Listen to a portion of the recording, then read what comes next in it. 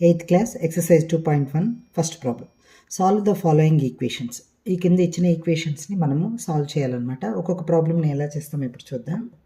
First one x-2 = 7. ఇక్కడ variables ఉంటాయి, అదేవిధంగా కాన్స్టెంట్ వాల్యూస్ ఉంటాయి. కాన్స్టెంట్ వాల్యూస్ అంటే దానికి పర్టికులర్గా ఒక ఖచ్చితమైన ఒక విలువ అనేది ఉంటుంది. 2కి వాల్యూ ఉంటుంది కదా, 7కి కూడా వాల్యూ ఉంటుంది, కానీ ఎక్స్కి ఏ వాల్యూ అన్నా రావచ్చు. కాబట్టి వీటిని ఏమంటామంటే మనం వేరియబుల్స్ అంటాం.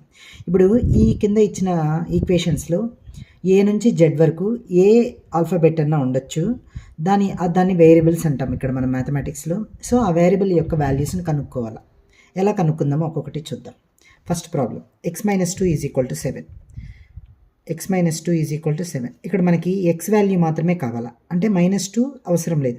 ఈ -2ని =కి ఈ వైపు పంపిద్దాం. ఈ వైపు ఎప్పుడైనా గుర్తుపెట్టుకోండి, ఈ వైపు యాడ్ చేస్తూ ఉన్నా సబ్ట్రాక్ట్ చేస్తూ ఉన్నా ఆ వైపు పోతే ఏమవుతుంది అంటే దానికి ఆపోజిట్ అవుతుంది. ఈ వైపు యాడ్ చేస్తూ ఉంటే ఆ వైపు పోతే సబ్ట్రాక్ట్ చేస్తుంది. ఈ వైపు సబ్ట్రాక్ట్ చేస్తే ఆ వైపు పోతే అడిషన్ చేస్తుంది. అదేవిధంగా ఈ వైపు మల్టిప్లై చేస్తూ ఉంటే ఆ వైపు పోతే డివిజన్ చేస్తుంది. ఈ వైపు డివిజన్ చేస్తుంటే ఆ వైపు పోతే మల్టిప్లై చేస్తుంది. ఒక ప్రాబ్లం మీరు చేసేటప్పటికి మీకు అర్థమవుతా వస్తూ ఉంటుంది, చూసి జాగ్రత్తగా నేర్చుకోండి. ఇక్కడ x-2 = 7. ఇక్కడ చూడండి, ఎక్స్ని 2 ఏం చేస్తుంది, మైనస్ చేస్తుంది, అంటే కి ఈ వైపు పోతే ఏమవుతుంది, యాడ్ చేస్తుంది. అప్పుడు ఏమొస్తుంది, ఇక్కడ చూడండి, ఇక్కడ 2 టర్మ్స్ ఉంది, ఇదొక టర్మ్ అనమాట, ఇదొక టర్మ్. ఈ 2 టర్మ్స్లో ఒక టర్మ్ని మనం బయట పంపిస్తున్నాం, ఈ వైపు పంపిస్తున్నాం, అంటే ఇంకొక టర్మ్ ఇక్కడ ఉండాలి. ఏం టర్మ్ అది, ఎక్స్. ఇక్కడ ఈ టర్మ్ అలాగే వేసుకోండి. ఈ -2 ఈ వైపు వస్తే ఏమొస్తుంది, +2 అవుతుంది. ఇప్పుడు చూడండి, 7 + 2 ఎంత అవుతుంది, 9. అంతే. ఇక్కడ వేరియబుల్ వాల్యూ కనుక్కున్నాం. ఈ ఈక్వేషన్లో ఎక్స్ యొక్క వాల్యూ 9 అనమాట. నెక్స్ట్ సెకండ్ ప్రాబ్లం పోదాం. So y+3 = 10.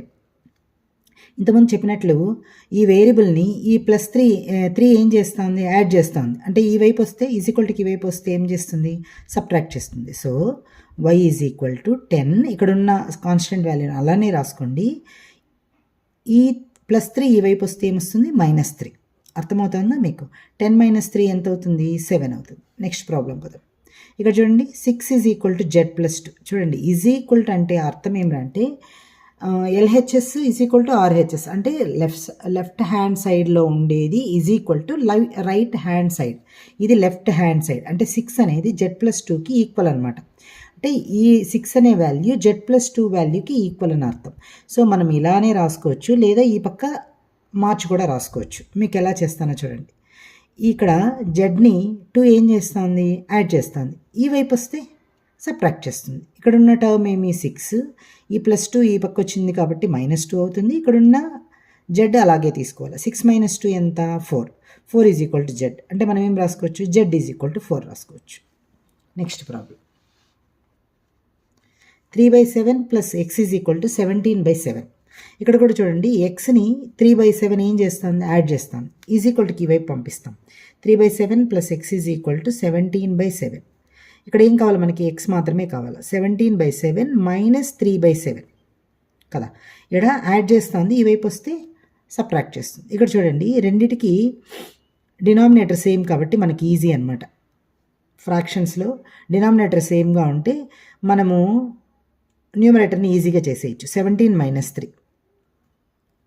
అప్పుడు ఏమొస్తుంది, x = 17 - 3 ఎంత, 14/7. నెక్స్ట్ ప్రాబ్లం, ఇది ఈజీ అండి. 6x = 12. 6x = 12. ఇప్పుడు చూడండి, 6x అంటే 6 × x అని అర్థం. చూడండి, 6x అంటే 6 × x, అంటే మల్టిప్లై చేస్తుంది. కి ఈ వైపు వస్తే డివిజన్ చేస్తుంది. So x = 12/6. 6 1s are 6 2s are. అప్పుడు ఎంత అవుతుంది, x వాల్యూ 2 అవుతుంది. నెక్స్ట్ ప్రాబ్లం చూద్దాం. t/5 = 10. ఇక్కడ చూడండి, టీని 5 ఏం చేస్తుంది, డివిజన్ చేస్తుంది. కి ఈ వైపు వస్తే మల్టిప్లై చేస్తుంది. So t = 10 × 5. అంతే కదా. ఇక్కడ డివిజన్ చేస్తా అంటే కి ఈ వైపు వస్తే మల్టిప్లై చేస్తుంది. t = 10 5s are 50. Next problem. 2x/3 = 18. దీన్ని ఎలా రాస్తామో చూడండి. 2x/3 = 18. ఒక్కొక్క స్టెప్ కంప్లీట్ చేద్దాం. చూడండి, ఫస్ట్ మనకి ఈ 3ని మాత్రమే తీసుకోండి, మీకు అర్థమయ్యేంతవరకు. తర్వాత ఈజీగా చేసేస్తారు. ఫస్ట్ 3 తీసుకుందాం. 3 ఏం చేస్తుంది, డివిజన్ చేస్తాను 2xని. సో 2x ఇక ఈ వైపు వస్తే ఏం చేస్తుంది, మల్టిప్లై చేస్తుంది. ఓకేనా. సో ఇప్పుడు ఈ 2 ఏం చేస్తుంది, ఇందాక చెప్పుకున్నాం కదా 6x దగ్గర 6 × x అని. ఇక్కడ కూడా ఏం చేస్తుంది, 2 × x. 2x అంటే 2 ఇంటూ ఎక్స్. సో ఎక్స్ని ఇక్కడ మల్టిప్లై చేస్తూ ఉంది కాబట్టి ఈజ్ ఈక్వల్ టుకి వైపు వస్తే ఏమవుతుంది, డివిజన్ చేస్తుంది. చూడండి 2 1s are 2 9s are. So ఇంకేముంటుంది, x is equal to 9 3s are 27. Next ఇక్కడ చూడండి 1.6 is equal to y by 1.5. 1.6 is equal to y by 1.5. ఇక్కడ వైని 1.5 ఏం చేస్తుంది, డివిజన్ చేస్తుంది. ఈజ్ ఈక్వల్ టుకి వైపు వస్తే మల్టిప్లై చేస్తుంది. So 1.6 into 1.5 is equal to y. ఈ రెండింటిని మల్టిప్లై చేయాలా, చేద్దాం. 1.6 into 1.5, 5 6s are 30, 5 1s are 5, ఒక 3 ఎంత అవుతుంది, 8 అవుతుంది. 1 6s are 6, 1 1s are 1. So 0, 6 ఒక 8 ఎంత అవుతుంది, 14 అవుతుంది. అప్పుడు 24. ఇప్పుడు ఏమవుతుంది చూడండి, పాయింట్ 7వ స్థానం 7వ స్థానం అంటే 2 స్థానాల తర్వాత పాయింట్ పెట్టాలి. అంటే ఎంత, 2.40. అంటే ఏం రాసుకోవచ్చు, 2.4. 2.4 ఈజ్ ఈక్వల్ టు వై. అంటే y is equal to 2.4. Next problem 7x minus 9 is equal to 16. ఎలా రాస్తామో చూడండి. ఇది వేరియబుల్ ఉండేది ఈ వైపే పెట్టుకోండి. -9ని ముందు ఈ వైపు పంపిస్తాం. 7x minus 9 is equal to 16. 7x is equal to 16, -9 ఈ వైపు వస్తే ఏమొస్తుంది, +9. So 7x is equal to 16 plus 9 ఎంత అవుతుంది, 25 అవుతుంది. అప్పుడు x ఈజ్ ఈక్వల్ టు 25. ఈ x చూడండి, xని 7 ఏం చేస్తుంది, మల్టిప్లై చేస్తుంది. ఈ వైపు వస్తే డివిజన్ చేస్తుంది. So 25/7. Next problem 14y minus 8 is equal to 13. So 14y first -8ని ఈ వైపు పంపిస్తాం. ఈ పక్క వచ్చేటప్పటికి ఏమవుతుంది, +8 అవుతుంది. So 14y is equal to 13 + 8 ఎంత అవుతుంది, 21. y ఈజ్ ఈక్వల్ టు ఇక్కడ చూడండి 14 ఏం చేస్తుంది, వైని మల్టిప్లై చేస్తుంది. ఈజ్ ఈక్వల్ టుకి వైపు వస్తే డివిజన్ చేస్తుంది. 21/14. ఏ టేబుల్తో పోతుంది, 7 టేబుల్తో పోతుంది. 7 2s are 7 3s are. So y is equal to 3/2. Next problem 17 + 6p is equal to 9. అప్పుడు ఏమవుతుంది, మనకి ఇక్కడ వేరియబుల్ ఎక్కడుంది, p. ఈ టర్మ్ని ఇక్కడే పెట్టుకుందాం. ఈ టర్మ్ని మాత్రం ఫస్ట్ పంపిస్తాం. అప్పుడు ఏమొస్తుంది, 6p is equal to 19 minus 17. ఇక్కడ యాడ్ చేస్తుంది, ఈ వైపు వస్తే సబ్ట్రాక్ట్ చేస్తుంది. So 6p is equal to 9 minus 17. 9లో 17 పోతుందా, పోదు. కాబట్టి ఇక్కడ ఏం చేయాలా, పెద్ద నెంబర్ నుంచి చిన్న నెంబర్ తీసేసి ముందర మైనస్ పెట్టుకోవాలి. 17లో 9 పోతే ఎంత, -8. So -8. p is equal to -8/6. So ఏ టేబుల్తో పోతుంది, 2 టేబుల్తో పోతుంది. చూడండి 2 3s are 2 4s are. అప్పుడు ఎంత వస్తుంది, p ఈజ్ ఈక్వల్ టు -4/3. ఓకేనా. ఇక్కడ చూడండి, చిన్న నెంబర్ నుంచి పెద్ద నెంబర్ పోకపోతే పెద్ద నెంబర్ నుంచి చిన్న నెంబర్ తీసేసి ముందర ఆ సైన్ ఏదైతే ఉందో, ఆ సింబల్ ఏదైతే ఉందో దాన్ని పెట్టాలన్నమాట. ఓకేనా. x/3 + 1 is equal to 7/15. ఎలా చేస్తామో చూడండి. x/3 + 1 is equal to 7/15. ఇక్కడ చూడండి x/3 ఈజ్ ఈక్వల్ టు 7/15 -1. చూడండి +1 ఈజ్ ఈక్వల్ టుకి ఇవైపోతే -1. ఇప్పుడు ఈ రెండింటిని మనము ఎల్సిఎం కట్టి సాల్వ్ చేయాలన్నమాట. So 7/15 okay. ఇది వచ్చి ఓన్లీ మీకు ఏం కనిపిస్తుంది, న్యూమరేటర్ మాత్రమే కనిపిస్తుంది కదా, డినామినేటర్ లేదని అనుకోకూడదు. ఏ నెంబర్కైనా మనము ఏమీ లేదు అంటే డినామినేటర్ని 1గా తీసుకొని చేయొచ్చు అనమాట. ప్రాబ్లం ఎలా సాల్వ్ చేస్తామో చూడండి. x/3 ఈజ్ ఈక్వల్ టు ఈ రెండింటికి ఎల్సిఎం కట్టాలి. 15 1కి ఎల్సిఎం కట్టాలి.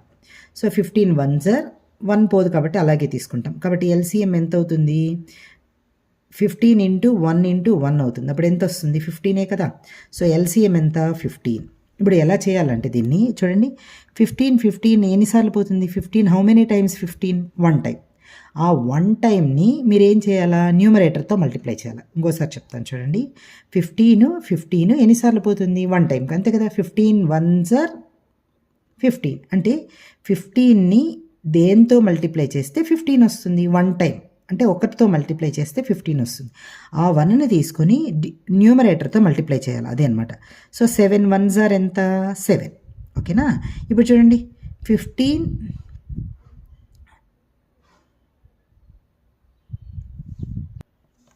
ఇప్పుడు చూడండి 1తో 15 రావాలంటే ఎన్నిసార్లు చేయాలి, 1ని దేంతో మల్టిప్లై చేస్తే 15 వస్తుంది. 1ని దేంతో మల్టిప్లై చేస్తే 15 వస్తుంది. 15 టైమ్స్, అర్థమవుతుందా. ఇది వచ్చి మనకేమి, దేంతో మల్టిప్లై చేస్తే, ఇప్పుడు 1 ఇక్కడ డినామినేటర్ ఉంది కదా, డినామినేటర్ని ఇక్కడ మన ఎల్సిఎం కడితే వచ్చింది కదా. ఈ 15 రావాలి అంటే 1ని దేంతో మల్టిప్లై చేయాలి, 15తో మల్టిప్లై చేస్తే 15 వస్తుంది. సో ఇక్కడ ఉండే న్యూమరేటర్తో ఆ 15ని మల్టిప్లై చేయాలి. 115 సార్ 15. ఓకేనా, ఇప్పుడు అర్థమైందా? So x/3 is equal to 7లో 15 పోతుందా? పోదు కదా, చిన్న నెంబర్ నుంచి పెద్ద నెంబర్ పోదు. అప్పుడు ఏం చేయాలి? పెద్ద నెంబర్ నుంచి చిన్న నెంబర్ని తీసేసి ముందర సింబల్ వేయాలి. ఏమొస్తుంది? -8/15. ఓకేనా, -8/15 వచ్చింది. ఇక్కడ ఏమొచ్చింది? x/3 ఈజ్ ఈక్వల్ టు -8/15 వచ్చింది. ఇప్పుడు చూడండి, ఈ 3 వచ్చి ఇక్కడ ఏం చేస్తుంది? డివిజన్ చేస్తుంది. ఈజ్ ఈక్వల్ టుకి ఈ వైపు వస్తే ఏమొస్తుంది? మల్టిప్లై చేస్తుంది. So -8/15 into 3. ఇక్కడ 3 ఆ వైపు వస్తే 1/3. ఇక్కడ 1/3 ఈజ్ ఈక్వల్ టుకి ఈ వైపు వస్తే 3 అయ్యిందనమాట. So 3 1 sir 3 5 sir. ఇప్పుడు ఏమొస్తుంది? x is equal to -8/5.